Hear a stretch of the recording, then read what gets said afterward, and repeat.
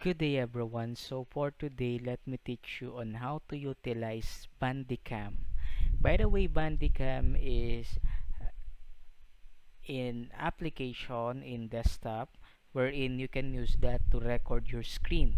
So every time I record my screen in desktop, I am using Bandicam. So let me share with you the benefits of using Bandicam.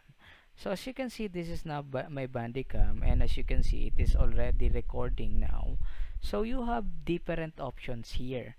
So you can just simply enable this camera uh, if you want to see your face in the screen recording, and you may also disable or enable this volume. So if you enable or disable it, so there will be the speakers in your desktop will be muted if it is muted. Now for example, you want to mute your microphone or enable or disable it, so you can just simply click it. For example, you want to disable your microphone, just simply click disable, so that the screen being recorded will not hear any noise from the outside of the desktop, so you can disable it. But if you are doing like me, I am using my microphone to record anything in the Bandicam and to share what I'm going to share in my screen, so you can enable it. Okay, and also you also have different options here. So you can just simply screen record a rectangle size of your screen, or you can record the full screen of your desktop. You also have the option to record a specific window only, so that every time you go to another window, it will not be recorded in Bandicam.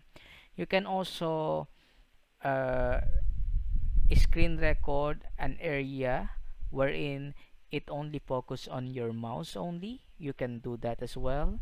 You can just simply uh, click device recording mode, and even the game recording mode, you can utilize it.